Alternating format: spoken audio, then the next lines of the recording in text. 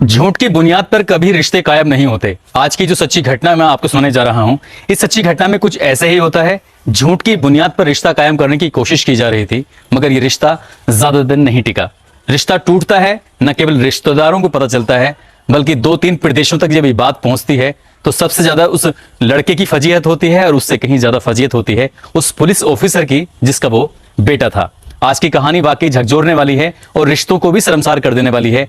साथ ही पुरानी यादें भी ताजा करेगी। जब किसी बेटी का रिश्ता तलाश किया जाता था तो माँ बाप बड़ी मशक्कत क्या करते थे, लेकिन आजकल इंटरनेट की दुनिया में जिस तरह से रिश्ते ढूंढते हैं और रिश्ते लगाए जाते हैं फिर टूट जाते हैं, उससे भी कहीं ना कहीं आपको बहुत बड़ा सबक मिलेगा। आदाब, नमस्कार, सत श्री अकाल। मैं उस्मान सैफी। आज की जो सच्ची घटना मैं आपको सुनाने जा रहा हूं, ये सच्ची घटना है उत्तर प्रदेश का एक जिला है हरदोई।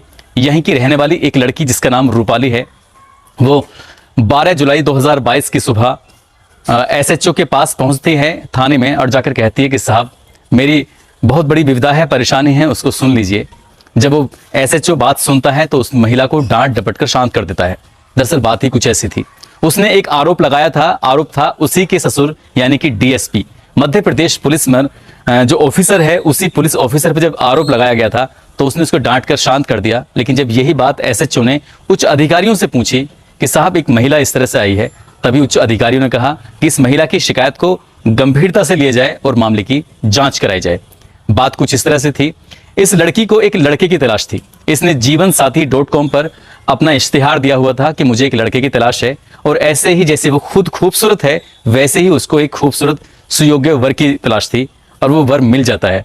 एक लड़की की मुलाकात होती है सोशल साइट्स पर, जो कि जीवन साथी एक सोशल साइट्स है। लड़का इंदौर का रहने वाला है, अमेरिका में नौकरी करता है। जैसे ही लड़की ने अपने परिवार वालों से, अपने रिश्तेदारों से बात बताई कि लड़का बहुत अच्छे घर का है, उसके पिता डीएसपी की पोस्ट पर हैं मध्य प्रदेश की पुलिस में, और वो लड़का अमेरिका में नौकरी करता है, तो जाहिर सी बात है कौन नहीं चाहेगा इतने अच्छे रिश्ते से रिश्ता जोड़ना। रिश्ता जुड़ जाता है, लेकिन लगभग 1 साल तक लड़का और लड़की आपस में जब भी मन करता था फोन पे बातचीत क्या करते थे, एक दूसरे के साथ जीने मरने की कस्में खाते थे।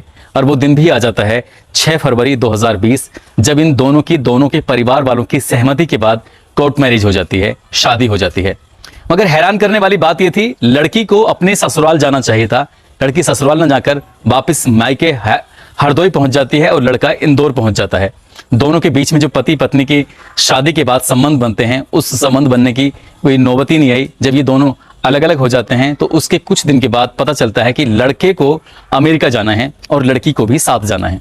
लड़की भी इंतजार में थी, क्योंकि जो वैवाहिक सुख किसी भी महिला के लिए जरूरी होता है, उसके लिए वो इंतजार में थी कि ठीक है, कोई नहीं, अमेरिका ही चलते हैं। और दोनों पति पत्नी परिवार वालों की सहमति के बाद सीधा अमेरिका चले जाते हैं। और अमेरिका जाने के बाद वही उसकी जिंदगी में जो खुशियों के दिन आने वाले थे, वो लड़की उसी वैवाहिक सुख का इंतजार कर रही थी। लेकिन लड़का किसी न किसी बात का बहाना करके कभी नौकरी से देर से आता था, तो कभी ऐसे वक्त में आने की कोशिश करता था जब उसकी पत्नी सो जाया करती थी। महीने दर महीने यूं ही गुजरते चले जाते हैं, और उसने अपने पति से एक बार अपनी शारीरिक सुख देने की इच्छा जब जाहिर की है तो उसके पति ने कोई ना कोई बहाना बनाना शुरू कर दिया। जब रोज रोज यही सब चीजें चलती रही तो उसकी पत्नी को कुछ ना कुछ शक होता है, उसे लगता है कि कुछ तो गड़बड़ है। फिर जब ये गड़बड़ वाली बात आती है, तब एक दिन उसका पति उसको ये बात बता ही देता है कि वो तुम्हें कभी भी शारीरिक सुख नहीं दे सकता, क्योंकि वो नपुंसक है। और जैसे ही ये बात पत्नी को पता चलती है तो पत्नी के पैरों तले जमीन खिसक जाती है। वो कहती है कि चलो कोई बात नहीं, घबराने की जरूरत नहीं है, हम किसी अच्छे डॉक्टर के पास चलेंगे, तुम्हारा इलाज कराएंगे, सब कुछ ठीक हो जाएगा। मगर इलाज से भी कुछ हासिल होने वाला नहीं था, और ये समस्या कोई एक दिन की नहीं थी, बचपन से आ रही समस्या थी जिसको एकदम से ठीक नहीं किया जा सकता था। अब उसने इस खींच को उतारने के लिए, जो अपनी पत्नी को शारीरिक सुख नहीं दे पा रहा था, वो अपनी पत्नी से चिढ़ने लगा, आए दिन उसके साथ मारपीट करने लगा। और दोनों एक विदेश में रहते हुए पति और पत्नी आपस में इतना लड़ते झगड़ते थे कि पति उसके साथ आए दिन मारपीट करता था, उसको परेशान करता था। जब वक्त लंबा गुजर जाता है तब वो महिला अपने परिवार वालों से, अपनी माता से, अपने पिता से कहती है कि मेरा पति मेरे साथ मारपीट करता है बेवजह।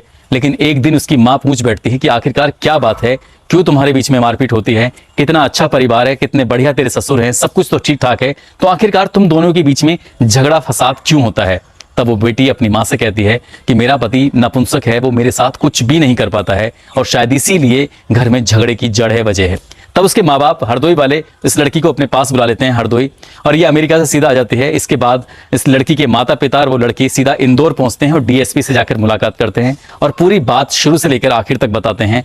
तब डीएसपी बजाय जिम्मेदारी से काम लेने के, समझदारी से काम लेने के, इस रिश्ते को बड़ी शालीनता से तोड़ने के बजाय वो कहता है कि अगर तुम्हें शारीरिक सुख नहीं मिलता है तो तुम परेशान होने की जरूरत नहीं है, इतना लड़ाई झगड़ा करने की जरूरत नहीं है, शारीरिक सुख तुम्हें मैं दे दूंगा।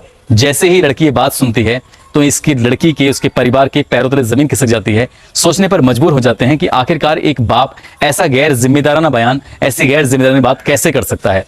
इनको घर से वहां से धक्के मार के बाहर निकाल दिया जाता है।